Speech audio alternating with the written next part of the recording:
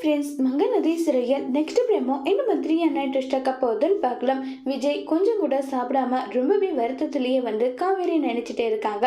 தாத்தா விஜய் சாப்பிடப்போன்னு சொன்னா கூட இல்ல தாத்தா எனக்கு பசி இல்லை நீங்க சாப்பிடுங்கன்றாங்க.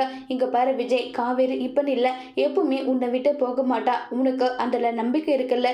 இருக்கு தாத்தா, இருந்தாலும் மனசுக்கு வேதனையே இருக்கு. உன்னை விட்டு அவ எங்கேயுமே போக மாட்டா. நீ எதை நினைச்சு கவலைப்படாம இரு. முதல்ல நீ சாப்பிடுப்பான்னு சொல்றாங்க. அவ இல்லாம எனக்கு பச்சை தண்ணி கூட இறங்க மாட்டேங்குது தாத்தா. எப்படி தாத்தா என்னால சாப்பிட முடியும்? காவேரி இப்படி பண்ணுவா நான் நினைச்சு கூட பார்க்கலன்றாங்க. உன் பாட்டி சொல்றது மாதிரியே தான் நீயும் சொல்லிட்டு இருக்க. இதுல அவளுடைய தப்பு எதுவுமே கிடையாது. எல்லாமே விதிப்படி தான்ப்பா நடக்கும். இது உனக்கு ஒரு எக்ஸாம்பிள் மாதிரி.